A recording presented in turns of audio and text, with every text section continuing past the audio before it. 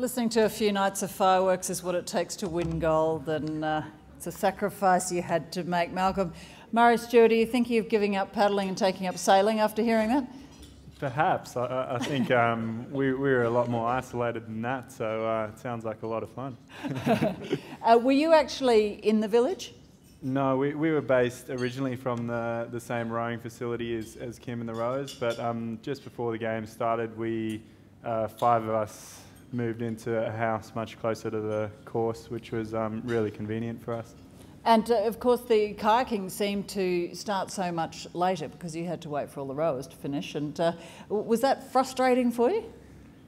Definitely. We were still training for the whole week. We were actually in Hungary training and watching the rowers compete on television basically, and it was quite hard to see a lot of them finish with their medals before we'd even flown into the country where we were going to be competing. So it did seem to drag on. That last week dragged on for a long time, but we finally got our chance in the end. Well, and you took it the K4 1,000 metres, taking home a gold. Is that a special experience when you share it with a team like that? Absolutely. I also competed on my own in the single, and unfortunately didn't do quite as well. But it's like any team sport. You really thrive off sharing an experience with the other guys in your crew, and as I'm sure Kim and Malcolm can tell you, winning medals with friends on the podium is just absolutely incredible. And the 4 of us have gone really close over the last 4 years, and it's I couldn't have picked a nicer group of guys to win it with. And I understand that your father Robbie was in London. And just to fill you in a little bit on the background story, and Murray, you can correct me if I get any of this wrong. Murray was born in green and gold, but in South Africa, in Durban, and moved to Australia as a young child. His father, Robbie, was a very talented paddler as well, a rower, kayaker? Kayaker, yes. Yeah. And didn't compete because South Africa was, of course, banned because of apartheid that year. So he never got to show how talented he was, but he came to London, and the interview done with him was, it was so moving. He was absolutely delighted for you. Yeah, I think he's still a little bit gutted that I didn't get into golf or tennis or something that might have earned a bit more money. But it's just the parent thing.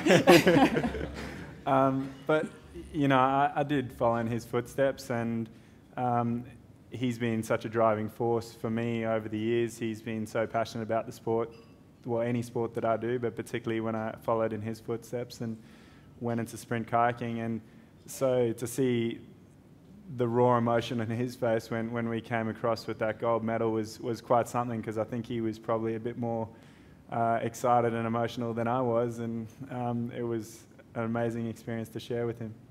Indeed. Well, he'll undoubtedly follow you again in more green and yellow to Brazil, so we'll look forward to seeing him on the side of the course there as well. Jared Tallen, thank you for being so very, very patient. Successful games for you as well. Defended your silver medal from Beijing. That's a hell of a long way to walk, 50k. Yes, it is.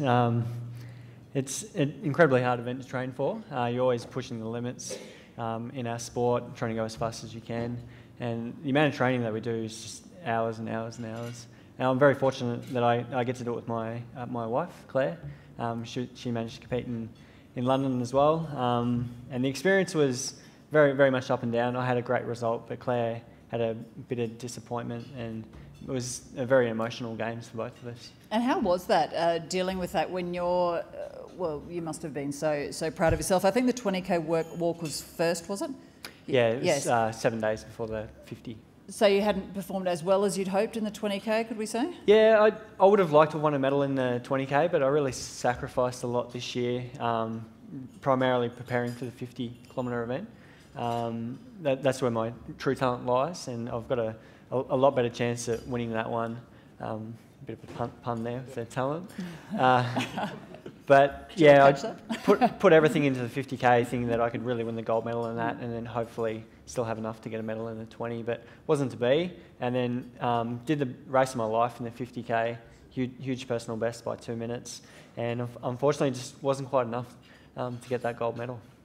But we were delighted to see you finish among the medals. In 7th in the 20 is certainly nothing to be sneezed at either. Tell us how difficult that was supporting Claire through her disappointment. Did you see each other? Did you have like the Mark family, a bit of a tussle over whether you'd be able to share a room in the village? Or For us, we came into the village at different times. Claire was racing the same day. I was in the 50k, but my 20k was a week earlier. So I was actually fortunate enough to room with Collis Birmingham. I went to school with him. He's a 5,000 metre runner, so I got to catch up with him.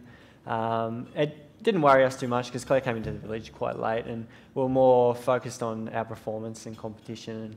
And I think we just wanted to get our sleep and be ready for the race. So. That's not what Russell and Lauren Marks said. But, we'll leave that alone.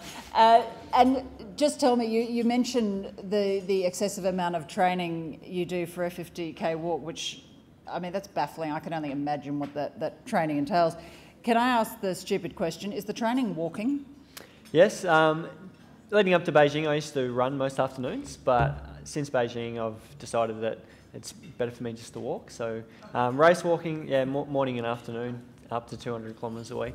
So how far, if you're training and you're running, how far would you run? When I was running back in the day, I was only doing about 10 kilometres in the afternoon. Is that all? It's about 40 minutes, and go out and walk in about 50. So if you then do competitive walking, I'm sorry, this has always fascinated me about race walking, don't you want to break into a run? No, it's very different. I always describe it, it's just like in swimming, breaststroke versus freestyle. The breaststroker isn't going to break out and do freestyle because it's faster. Very similar to that. Okay, I'll take your word for it.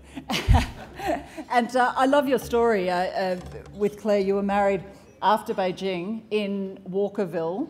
Yes. Was that planned? Not the wedding, obviously. If anyone's from Adelaide, they'll know that Walkerville is a very beautiful suburb of Adelaide, and Claire's parents live in Broadview, and it's the suburb next to Walkerville. And often when we're in Adelaide, we go training and we head down to the river, down to the Torrens River, and we went past this beautiful church, and we kind of decided we'd get married there when we did, and that just happened to be in that suburb, Walkerville. It wasn't until we sent out the invitations. I had friends from Ballarat saying, this is a joke, right? People from Adelaide, though, they didn't think anything about it. Yeah. Well, it made a field day for the media, so we were very, very happy.